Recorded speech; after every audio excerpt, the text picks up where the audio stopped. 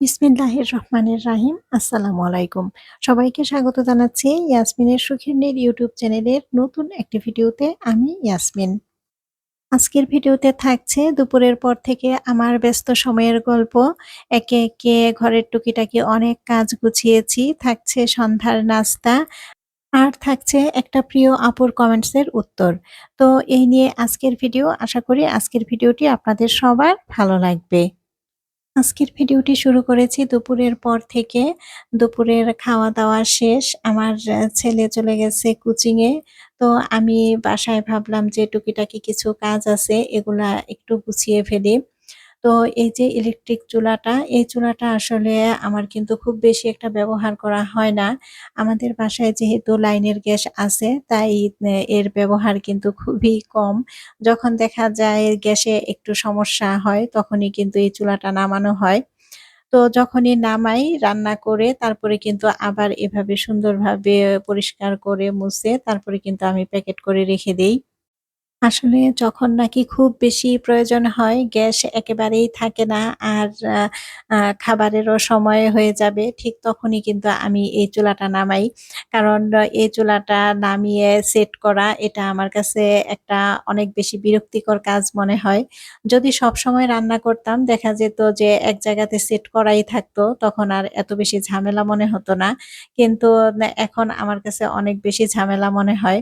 তো এই কারণে দেখা যায় যতটা সম্ভব আমি চেষ্টা করি এই চুলাটা আ না ইউজ না করার জন্য।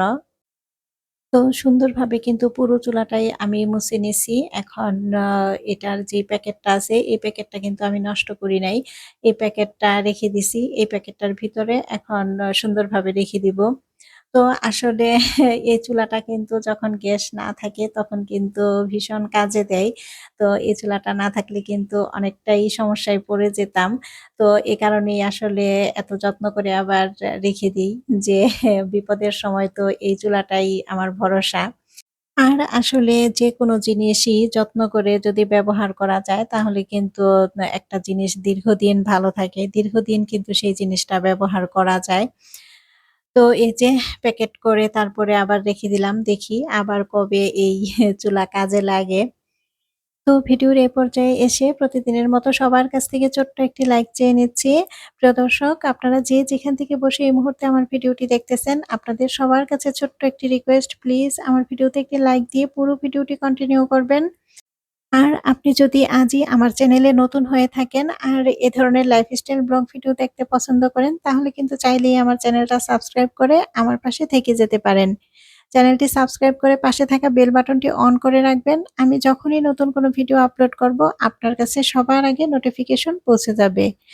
আর আপনি আপনার মূল্যবান সময় থেকে একটু সময় বের করে আমার ভিডিওটি দেখে নিতে পারবেন। আর এরই মধ্যে এ কাজগুলি যারা করে দিয়েছেন, আপনাদের সবাইকে জানাই অসংখ্য, অসংখ্য ধন্যবাদ।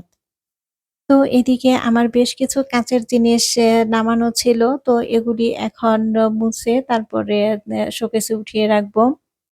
কারণ এই কাঁচের জিনিসগুলি আমার সবসময় কিন্তু ব্যবহার করা হয় না। মাঝে, মাঝে যখন প্রয়োজন তখনই শুধু ব্যবহার করা হয়।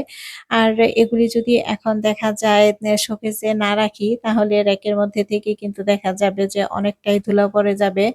আর তখন কিন্তু পরিষ্কার করতে একটু কষ্ট হবে।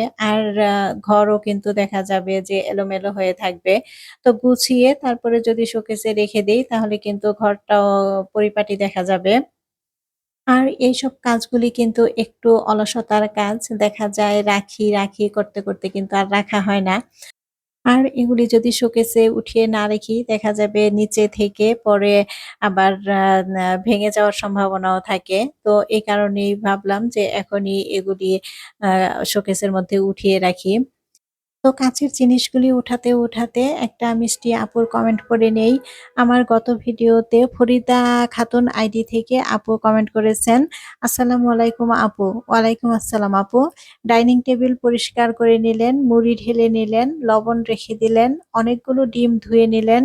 আপু অনেক ভালো লাগলো আপনার কথা এবং কাজ। খুব সুন্দর করে গুছিয়ে কাজ করেন আপু।"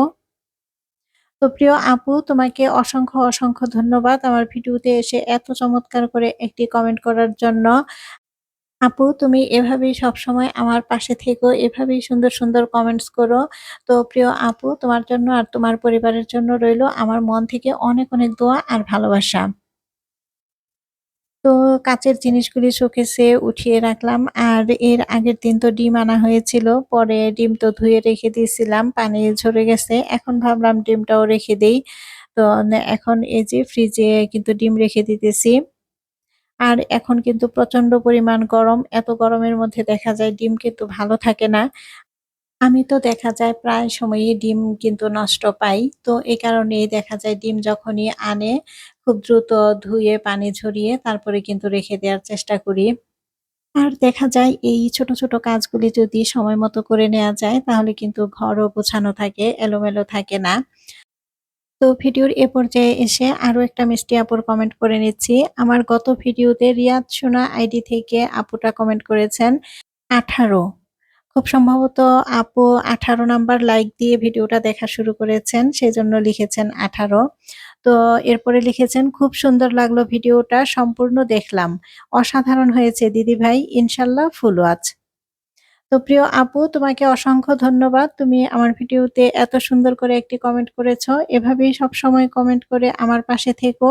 তো আপু তোমার জন্য আর তোমার পরিবারের জন্য রইলো আমার মন থেকে অনেক, অনেক দোয়া আর ভালোবাসা। আর এখন হচ্ছে সন্ধ্যার আগ মুহূর্ত। বাহিরে কাপড় ছিল বারান্দাতে। তো সেই কাপড় কিন্তু ঘরে এনে তার টানিয়ে তারপরে দেয়া হইছে। তো কয়েকদিন ধরে তো একটানাই বৃষ্টি হচ্ছে।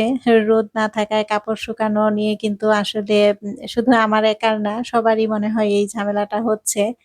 তো ফ্যানের নিচে এনে দিয়ে রাখলাম, একটু হলেও শুকাবে এই কারণে। আর ঘরের মধ্যে তার টানিয়ে এভাবে কাপড় শুকানোটা কিন্তু অনেকটাই ঝামেলার ব্যাপার। কিন্তু কোনো উপায় নেই। এভাবেই তো শুকাতে হবে। তো যাই হোক রোদ উঠলে এরপরে আবার কিন্তু এই কাপড়গুলি রোদে শুকাতে হবে। আর না হয় এই কাপড়গুলি কিন্তু মানে পড়তে ভালো লাগবে না। তো এদিকে আমি কিন্তু নামাজ পড়ে নিছি। মাগরিবের আজান হয়ে গেছে। মাগরিবের নামাজ পড়ে তারপরে কিন্তু এখন চলে আসছি আবার রান্নাঘরে। এখানে মুগ ডাল নিয়ে আসছিল। তো এই মুগ ডালগুলি না আর ভেজে রাখা হয়নি।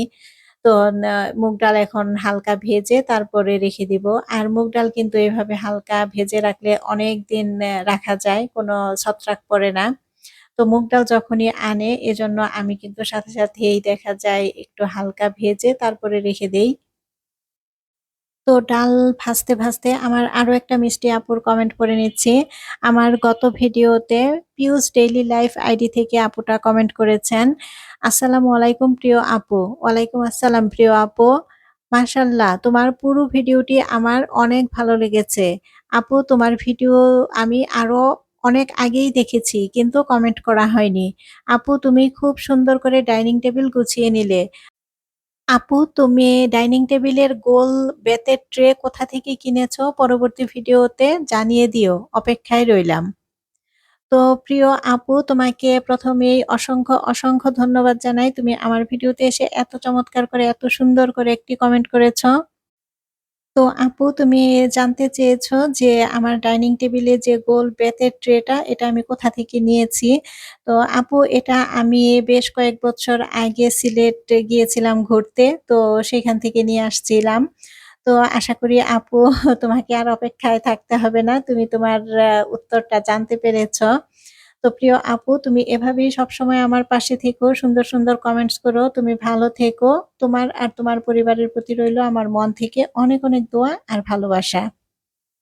তো এদিকে ডালটা ভেজে কিন্তু আমি এখানে ছড়ায় রাখছিলাম।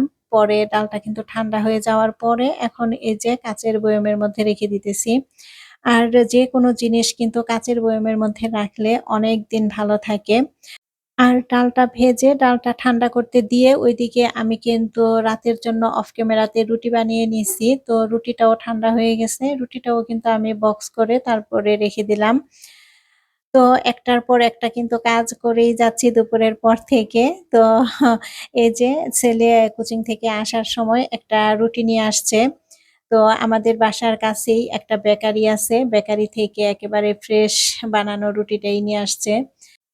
আর এরকম ফ্রেশ রুটিটা খেতে কিন্তু অনেক বেশি ভালো লাগে। একদিন যখন বাসি হয়ে যায় রুটিটা, তখন কিন্তু আর এই রুটিটার মতো লাগে না। এই রুটিটা অনেক বেশি মজা। তো বেকারিটা আমাদের বাসার সামনে হওয়াতে কিন্তু প্রায় সময়ই এই ফ্রেশ রুটিটা আনা হয়। তো রুটিটা এখন একটু ডিম দিয়ে তারপরে ভেজে দিব। আর আজকে কিন্তু পেঁয়াজ মরিচ দিব না। একটু দুধ দিয়ে, চিনি দিয়ে তারপরে ভেজে দিব।